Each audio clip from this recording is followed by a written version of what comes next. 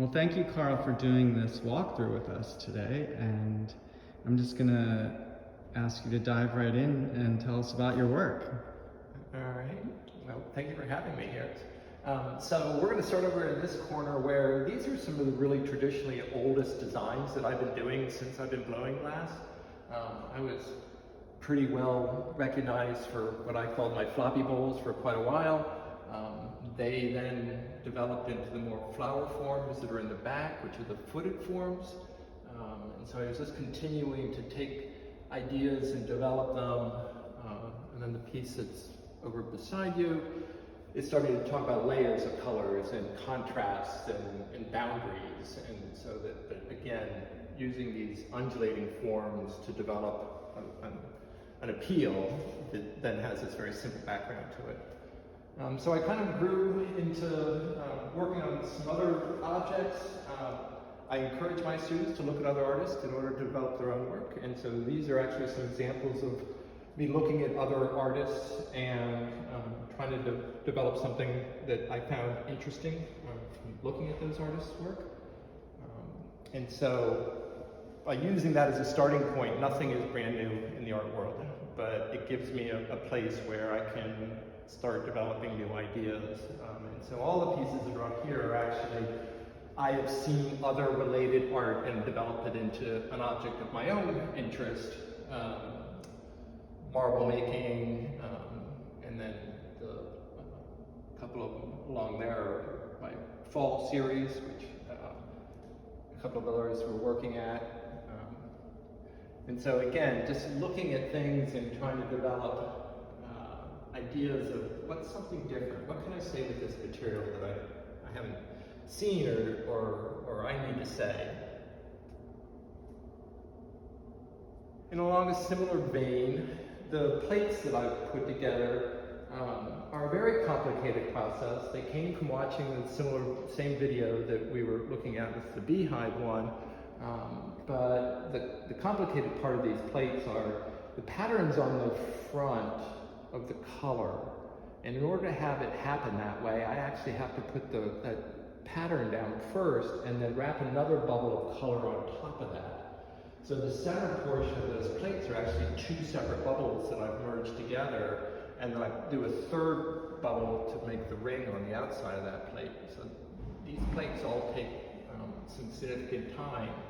And as I was working with them, the plates originally had very sort of solid forms for the interior, and I started playing with some of the chemistry of the glass to get more depth to the process. And that sort of chemistry exploration then led me into these, the garden balls, that those are actually colors that are not sort of stock, but I mixed and made them do something that isn't usual with glass. Along the same time, I was walking with one of my students and watching a beautiful sunset. And so I was like, wow, I wish I could really capture that in glass. And so the next piece, the sort of flat one, is my interpretation of a sunset. And again, it's using colors that's not the real color. So in that piece, you see a gradation of several different colors. There's actually three. There's a white, there's a blue, and there's a red. The rest of the colors are from mixing the glasses so that there's an interaction with the chemistry. And sort of having figured that out, the next step I started to play with was the next piece was again figuring out the chemistry of two colors that are very, very different. In that piece, it's actually a red and a clear. That then give me these really wonderful blues. And so I get really excited about working with the chemistry in the glass. So the color part and the color exploration and theory in glass, would you say is it different than painting? Yeah, so if the glasses touch each other, then you're going to change the color of the glass, and not necessarily in a way you would think color theory would change the color. Like, so if you put a blue glass and a yellow glass together, if you look through it, you would expect green. If you let them touch and melt, they may be another color altogether. And so because of the chemistry of it will change the glass. And so if you want to do it as a painterly kind of approach, you have to have clear in between all of the colors. But I'm trying to actually use the fact that these colors interact with each other to create my sense of design. And then you mentioned silver previously. Is that helpful in the? It's just a very reactive color, and so it's working with the chemistry of the sunset one has a gold that's working with the silver, and then the other one with the red is actually a copper and a silver. And so the silver is just a very interactive color or element that I can play with in order to get these interactions to show up. And the rondelles, how many people do you say? I usually have a team of 4 people helping me when I knock one of those out. They are usually done as part of a guest demo that I would do for the school when we would have our open houses. And so you can see how many years we had open houses. I did a few of them outside of that period, but most of them were actually done for that event because I knew I could have enough people to help me do it. There were a lot. And I think you mentioned previously about some advice you give students about mistakes or things happening in the studio when you're blowing glass. Like, yeah, there's no such thing as a mistake. It's all just changes the direction of what it is. Sometimes people will come to me with well, how do you do that? And it's more of what are you looking for it to look like? And so you can get a very similar look by doing something very different ways. But usually they look slightly different. So the right way gives you the look that you're looking for. It's not that there's one way to do something. It's what are you trying to say with this material and what says that best. And a lot of times mistakes just lead them to a different way of thinking about it. So, oh my God, look at that. So visions can certainly change while you're working on a piece, yeah, and lead to completely different bodies of work because I made a mistake along the way, and all of a sudden I was like, oh, I really like that mistake. And so I've done things that just changed because of a mistake that I made. And this, I've got to ask you about the crucible, and you had mentioned that these pieces you actually made early on when you sort of first started glass blowing. Is that right? Yeah, I was down at University Arts, and we had a gentleman come in from England, Royal College of Art, and he showed us how to make a drinking object. It's called a yard. And basically a yard is a spherical bottom, a long stem, and a fluted top. And in watching him make those, I wanted to explore that concept as well. And so I made these objects, and I had worked on some sculptures with them, but things just weren't really resolved. And so they got stored away in my mother's attic. And recently I came across them up there, and as soon as I was playing with them, I was like, oh my God, I know exactly what to do with these now. And so I had the materials already at the house. I had the crucible, I had the broken glass, and so I was able to have this organically grow, and it has been in my front yard now for a couple of years. I love it. And the crucible, you told me, for someone that knows nothing about glass blowing, you said at one point you have to replace them.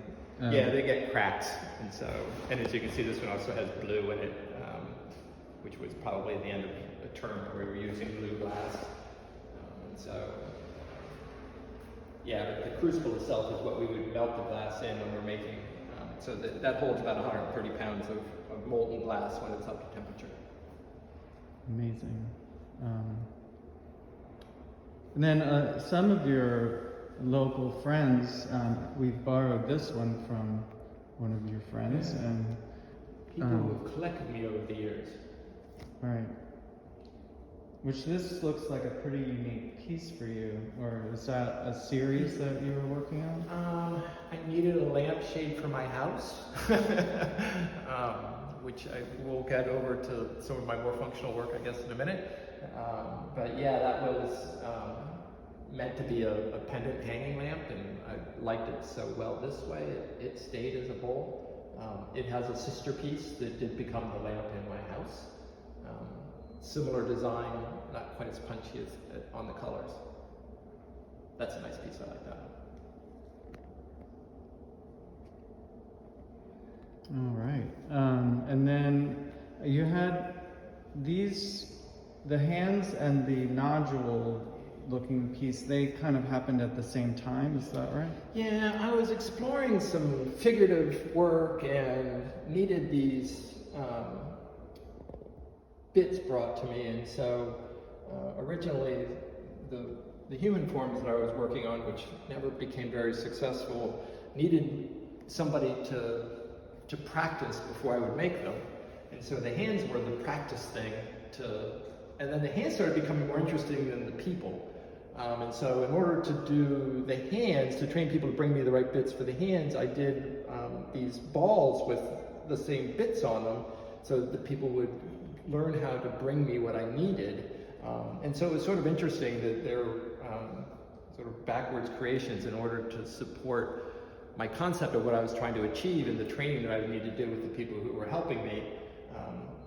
Other arts grew out of that process. So it wasn't planned to do any of those, but when they would happen, I would embrace them.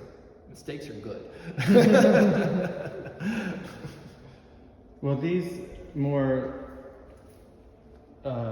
forms that are they look perfect. A little bit more refined, that's for sure. Yeah. And the middle two are marbles that I'd taken some classes at another school about different. Actually, the marbles came from the different school. I'm watching some other artist videos for the checkerboard one.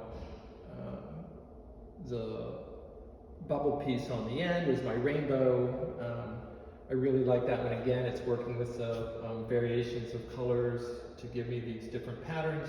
There's actually only 2 colors glass in that piece, but obviously we're seeing a lot more colors than that. And then the squiggly one all the way on the end,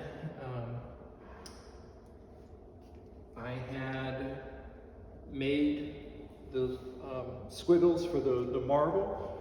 I had a bunch of them left over, but they weren't going to work in the way the marble worked, and so I just picked them up all as a group and worked with that as an idea, and really liked the direction that went into. How are they created, these lines? Is it like drawing? No, I pull threads of glass that actually have white with a color on the outside, so those are actually a white with a purple on the outside. It gets pulled into threads, and then I put those into another mold, pick them up hot, and then put the twist into it, cut them all off, and then pick those up again to give me this really spirally pattern. A lot of work goes into those. Yeah, you can tell. Okay, so they're actually made from an object a piece of metal that you use to round them out. Like yeah, it's actually graphite, but yeah, it's a donut shape that I can then make the spheres out of and make them very spherical before knocking them off. Well, the roundness is, it looks perfect in the marbles. So. It's hard to get them really, really perfect. Well, and then that brings us to these veiled works I call them veiled, because I think you refer to them that way. Yeah, so these again are some historically significant artists worked on these, Harvey Littleton, and so again, I'm taking the ideas of what he was doing in that particular piece. I'm looking at the same color changes techniques that I was playing with the chemistry and a lot of the other ones to bring my characteristic to them. And then figuring out these veils was again something I saw in an art museum 30 years ago, and I thought it was amazing, and I've tried to solve the problem several times before, and just recently I came up with this solution. I really like the direction that these are happening right now. I think they look fairly well resolved. So it was important to you to figure the problem out on your own. Yeah, I'm probably a good 90% self-taught. I look for ideas on how people do things, but then I make them my own by solving the problem of how to fix them. I don't usually, at this day and age, there's a YouTube video on that. And I will admit I have watched plenty of YouTube videos. Most of my work did not get based on, and most of it was created before YouTube even existed. So I didn't have an opportunity to look at those videos when I was creating a lot of this work. So yeah, it's just, find something you really are interested in and figuring out how to solve the problems. Well, your background is in industrial art or industrial design and instructional design, so both of those areas. And I certainly would say in my instructional design area, and a critical part of what I taught my students was critical thinking. I didn't want them to just copy my work. I could teach them how to make work that looked exactly like mine, and everybody would be little clones of me. And there are some valuable reasons that you may want to train people that way, but that wasn't what interested me. And so I really wanted to help the students find their own voice. And by doing that, it's critical thinking. You have to, what is it you're trying to do? What is it you're trying to say? And then, work that through. And so, yeah, that whole critical thinking part became a real strong element in my teaching very, very early on. I realized very early on that I didn't want to just teach glass. I wanted to teach people how to think critically using glass as the tool. When you took that, even applied it to the pandemic, when we had to figure out how to continue the program, or not we, you. And you visited Corning, I think you said. Yeah, so we were up against the wall, and the glass blowing is done with a blowpipe that we share the blowpipe. It's terribly unsanitary. In the years past, I've never had a problem with it, but obviously with the pandemic, that was a major issue. That, not only could we not blow into each other's blowpipes, but we couldn't lower our mask to blow into the blowpipes. And so Corning had sent out a note, saying that they had had a solution that they were, sharing with everybody. I went up to look at it and realized it was really more complicated than what I wanted to be able to do in our studio. And so I came back home and used my industrial design background and started really working on, what is the simplest things that I need in order to make this happen? And so I got a little tiny air compressor that was for airbrush. I found connectors to put everything together, a couple of different valves to change the flow of the pressure going to the piece that I was blowing on. After working with it for a very short time, the students all came back to me with, this is better. They want to be able to continue using that after the pandemic has ended because there are parts of it that are easier. There are other parts that don't work as well. I still want to blow at certain times just because I need that finesse. But to start the bubble and to do 90% of the glass blowing, it's actually easier with this new tool that I developed for the pandemic. And we've had other schools come to us and they were basically saying that they were, all shut down. How were we still running? And so I sent them off basically all the design information they needed to put their own together. And we got a note a couple weeks later saying they were up and running, loved the solution. How cool is that? That's great. And that made me think a lot about the process of blowing glass and the way the human connection to the form and the breath. And I don't really know of another maybe discipline that is so physical and connected to your body in such a way. Connected to your body without ever touching. Right. Because it's obviously too hot. So right. Yeah, it's a kind of interesting juxtaposition that you are physically more involved, and I think that's part of what I find so fascinating with the glass blowing. That is a very physical process. I'm not just sitting at an easel, casually painting something. I'm schlepping around, 30, 40 pounds of glass on a 6-foot pole. That'll wear me out. That's a workout. So that it really is a fully interactive event when you're creating. You're not just, you know, sitting down being creative, but you're involving your whole body in that creative process. Right. Without ever touching it. I think it's sort of ironic. Right. Well, thank you so much for sharing your creativity and all of this amazing thanks artwork. for doing this. And, this is great. Yeah, when I first arrived here, I met you, and then I found out you were retiring, and that you hadn't really had a formal exhibition. So I thought this was really important to share with the Bucks community and also the public. Yeah. So hopefully, it's been an interesting process. I'm sure. Well, I've learned a lot, and I hope everyone watching and will come to the gallery and see your work in person and learn even more. And one last note, I wanted to, for someone like myself who hasn't taken glass, what would in order for them to be inspired to take a course in glass, what would you tell them?